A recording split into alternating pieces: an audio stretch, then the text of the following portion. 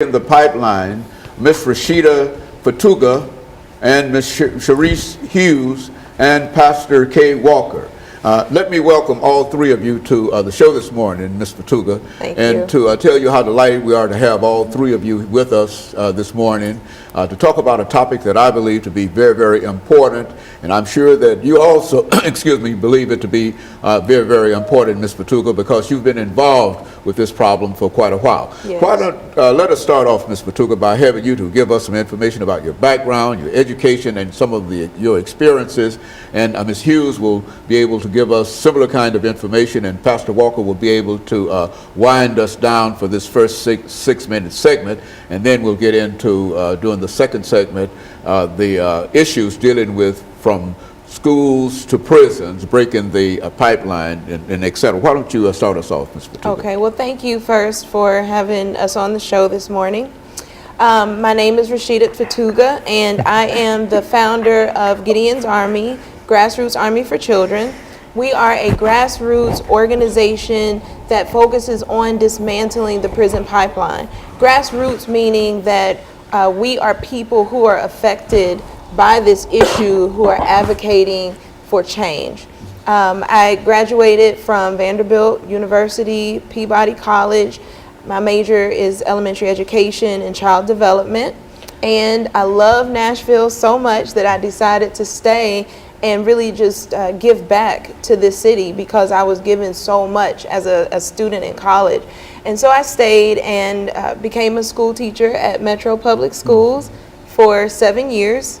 And then I left the school system and just started to really do a lot of research to understand a lot of the issues that I saw our kids having once they got out of elementary school and into middle school and high school.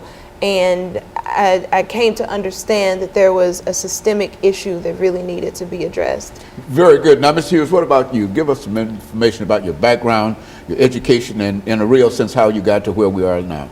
Okay, well, my name is Hughes, and I'm part of Gideon's Army nonprofit program, and I deal with mostly the teens, and I do little events called Peace Project. So every month we just come up with something to do, team-based, everything run by teams. I am a senior in high school this year. I'm getting ready to graduate, and pretty much everything I do is Gideon's Army. And so this is your last year in high school, and what are you planning on doing beyond high school, Ms. Hughes? In the summer, I'm going to get my CNA license for nursing and my dental programs, and I'm going to attend school for 2 years to get my associates and hopefully transfer to Vanderbilt for my 4 years. And of course, Pastor Walker, you know these two persons quite well, and why don't you, in addition to telling us how you became involved in this issue per se, why don't you tell us something about the two of them? Well, you know, Dr. Haney, personally, I'm interested, my interest is in people who are interested in helping people. You know, that's the whole calling on my life. You know, I came from a background of drug addiction, spent 17 plus years of my life in active drug addiction and the like, spent time in the prison system. And, you know, and God called me into ministry. And as a minister, you know, my heart is for people, there's a compassion within me for people, to reach out to people. So when I see other people who are genuinely reaching out to people, who have a genuine concern, because there are people out here that are reaching out, but they're not reaching out with a genuine concern as far as to the outcome of the people whom they're reaching to. Let me give you an example. You got people that are served on a soup line, but they're complaining and grumbling all the while they're on that line. They're just doing it because maybe their churches have they're gonna have a day to serve the homeless somewhere, and they just on the line, but it's not really in their heart to do it. So when I find people that's got this in their heart, you know, that's why you see me on your show oftentimes with different people, because these are people that I know that have a sincere desire to help other people. And then when I met Rashida some time ago over there in the NAACP office over on Jefferson Street, and she began to talk to me at that time about some of the things that she was doing and some of the things that she was ready to do. She was explaining to me some things about Gideon's Army, and somehow we got disconnected for a period of time. And then I got an email about an event that she was having concerning the school to prison pipeline, and I immediately wrote that on my calendar, immediately responded to her email, guaranteed her that I would be there. Not only did I come, but I brought another one of my associate ministers with me from the church, had another one scheduled to come. So I'm genuinely concerned with what they're concerned about. Very good. And of course, we're going to take our first commercial break, and then we'll have Ms. Hughes to give us some information during the second segment. And we'll be back with our audience following this very, very short commercial break.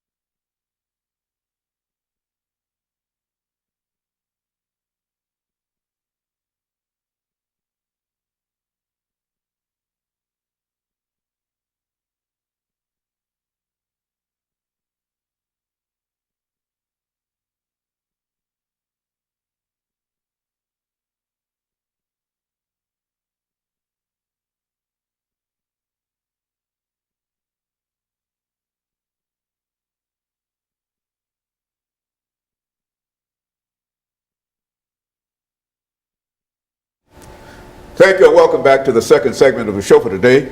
We're talking to Ms. Fatuga, Ms. Hughes, and Pastor Walker, and the issue is from school to prison, breaking the pipeline. And all three have given us excellent information in reference to some of the issues faced by many of the young people involved in public education today. And I think that, Ms. Hughes, you can give us some information about your background and your education and what you think about this whole idea of going from prison to, from school to prison. Let's talk about it from that perspective. Okay, my name is MHughes, and I am a senior in high school, but the road to actually be a senior has not always been easy. I have always been faced with conflicts and obstacles to get over, and let's just say the school system has not made it easy for me.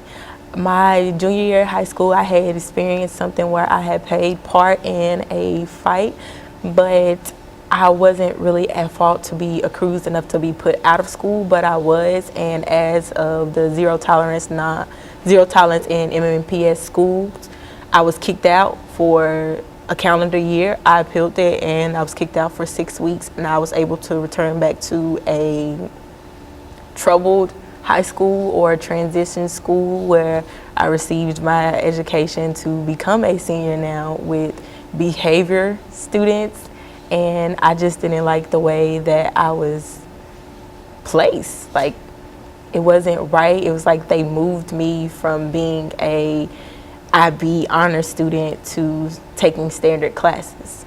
Do you find, Ms. Fatuga, her story familiar in terms of these transitional schools and transitional kind of situation? Say something in reference to that. It's very familiar. There are a lot of students who have infractions, and instead of them being dealt with in the classroom or even in the office, they're pushed out of schools, pushed into from expulsions, suspensions to alternative schools.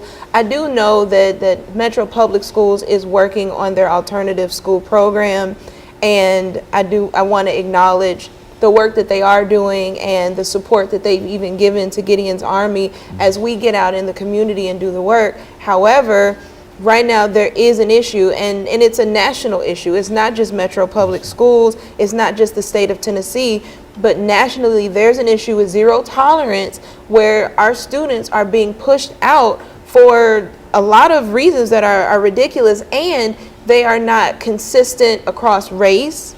They're not consistent across the school districts, even across schools, even as it's dealt with from teacher to teacher. What the research does say is that kids are funneled out of the classroom and into the office at an unfair rate. And once they get to the office, it's pretty consistent how they're suspended and expelled. However, we know that this definitely affects Black children, especially Black males, more than any other demographic. And that's when you control for behavior, for socioeconomic status. So it doesn't necessarily matter what they've done or what their economic status is. It's still very racially biased, and it's not necessarily white teachers doing this to Black children.